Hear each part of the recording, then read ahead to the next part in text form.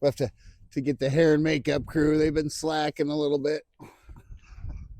Oh, you have got to visit Margaret. Okay. Welcome to Frostland Survivor Man. I am the Frost Man, and with me once again is Joey.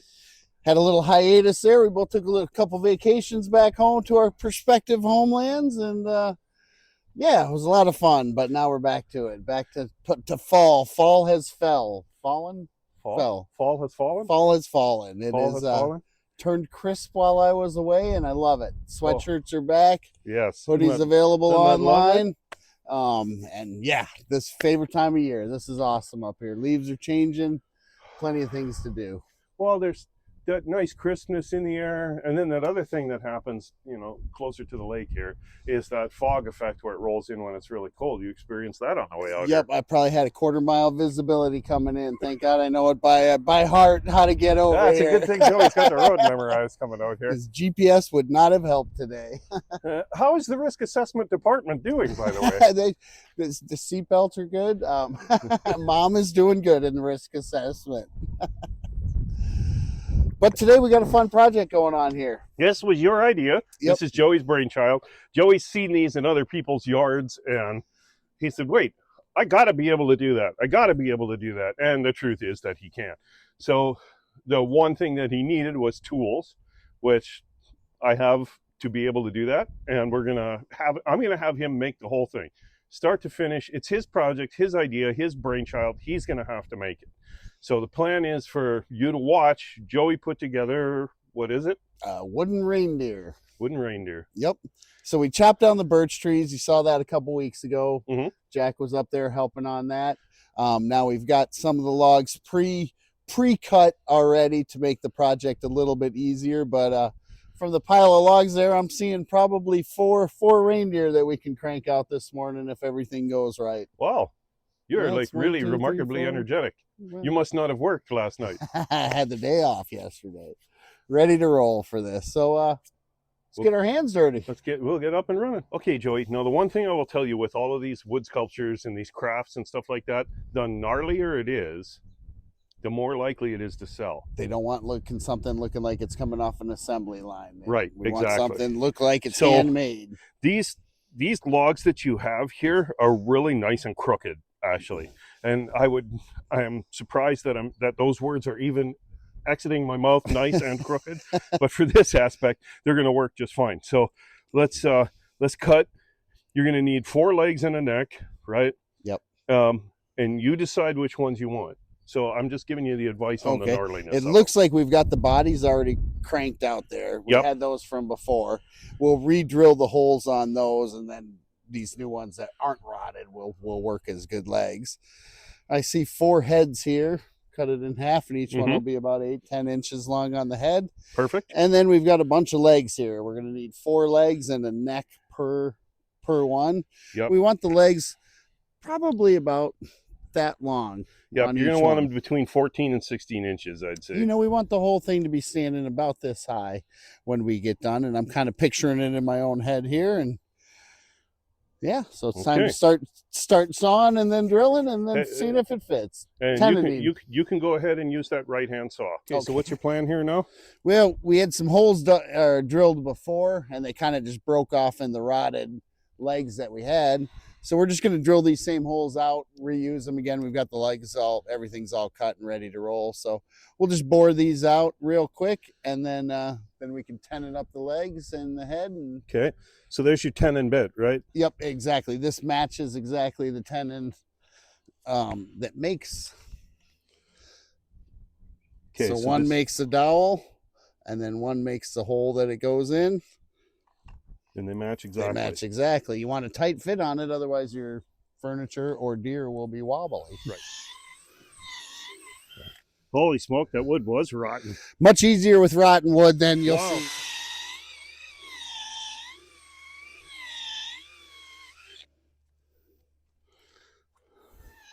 Blow. There you go. Pull the bit back. Because when the sawdust starts piling in around it, on the backside of it, you're not going to be able to pull that thing out. It's going to pack it in there, and then the bottom of the bit holds it in because it's...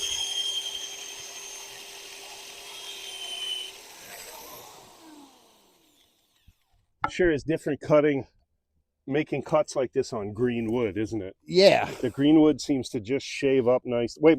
Let's do it this way. That's better. Yeah, I like that better.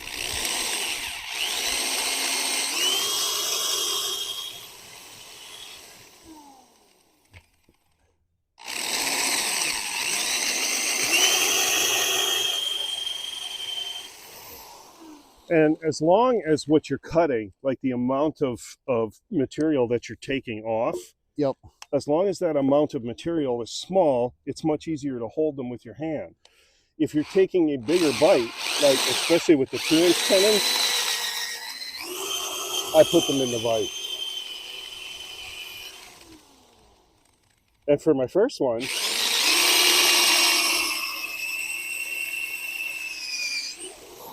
my daughter actually held them for me.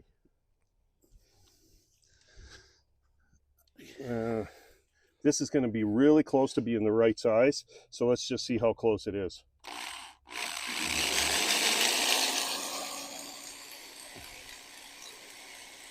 Perfect. My goodness, that is really close.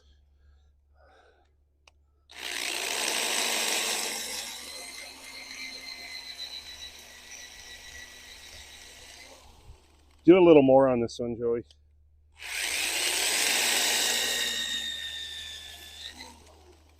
And on this side.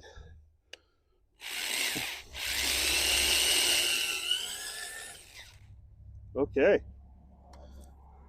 That was right. a lot easier than the last time we tenoned.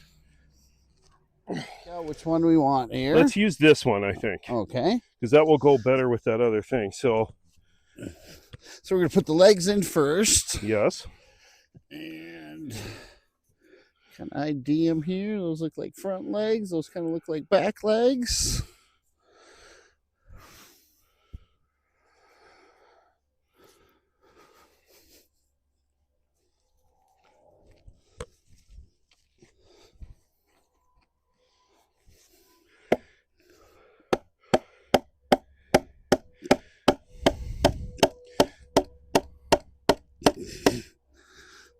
If the tenon hole isn't straight with the hole, no matter how much you pound it, it isn't going in.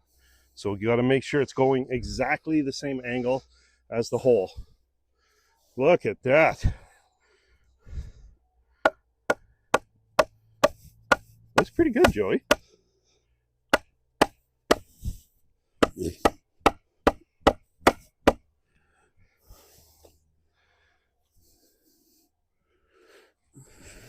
Boy, it makes it a lot easier for me to hold it when it's got legs.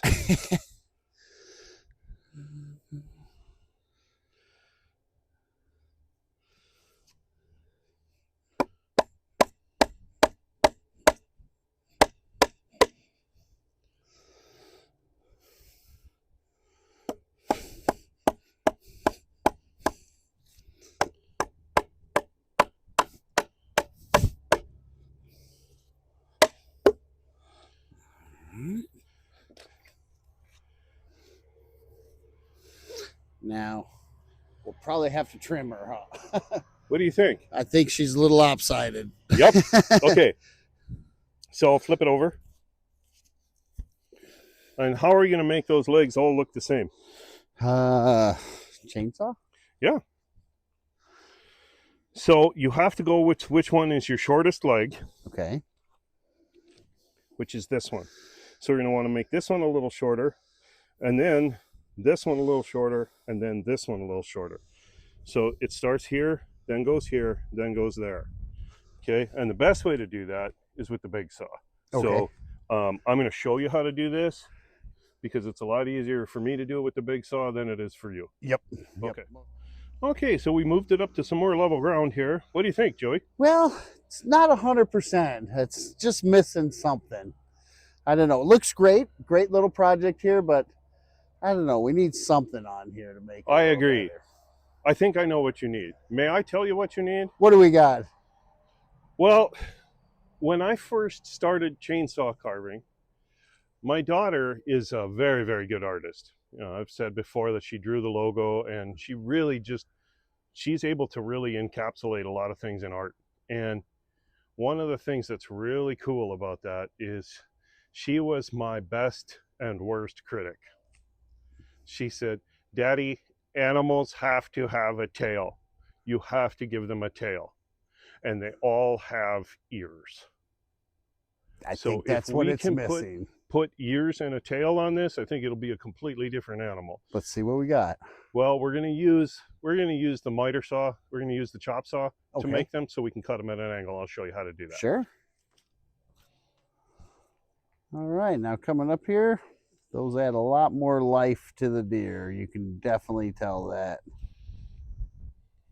Okay, so we're gonna I'm gonna drill holes in them. No, I'm not. This is your project. You're I'll gonna drill holes in them. them, and we'll make another. I'll get you a bit and some screws, but you we'll, can do all the mounting. It's much All better, right. Joe. All right, let's get a tail on there. Tilted back ears. Oh, that looks like a deer tail. I liked it better the other way, so it kind of scoops backward. Like that? Yep. Yeah, like that. And it's got to go high. Remember, when you see a deer and it's got its tail in the air, the tail's a flag. The flag is telling all the other deer there's something dangerous and scary over here, and it's Joe. Well, I'd say this little deer looks pretty good. Yep. But I've never seen a deer by itself. It's rare. It happens, but it's rare. We need a buck, and it's the rut right now, so we need to get a buck out here for. All right, let's do it. Let's do it. Okay, so for this second deer, we made an adaptation. We added a tool. Yeah. And there's the new Same principles we were using. We just tap,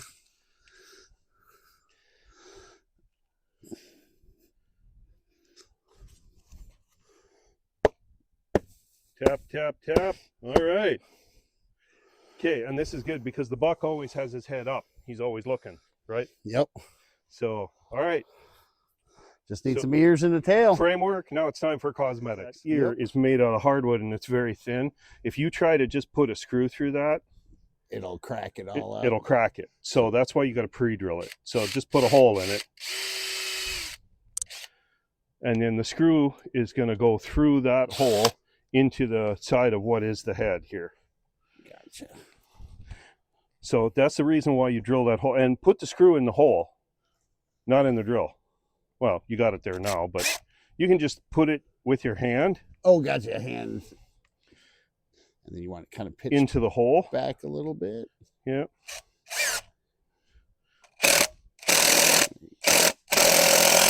And once it's tight, leave it. Tight is tight. Okay. As my son says, tight is tight. Now we want to match it on the other side. Yep. A little bit.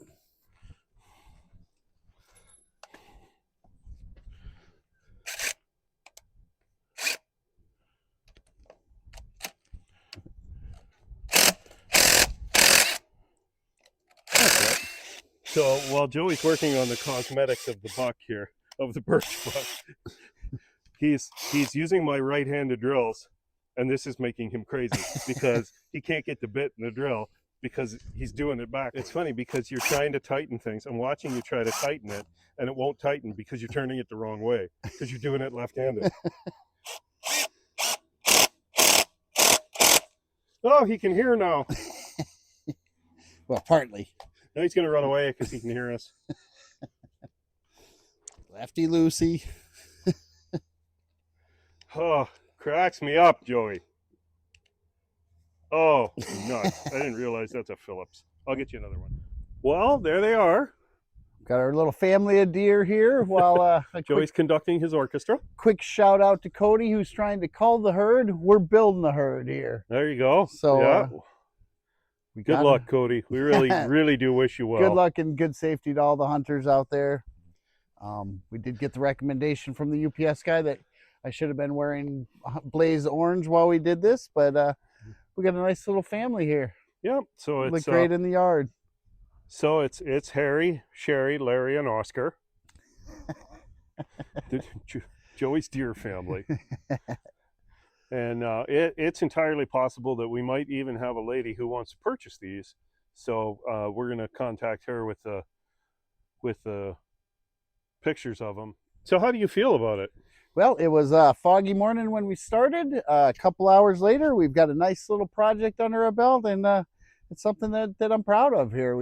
It's a fun little thing that anyone can do with the right tools. Anyone can do it, yes. You don't necessarily have to have log tenons to do it. We did do some where we shaved the neck down with the knife and just... Yep, it's just pounding it into the hole.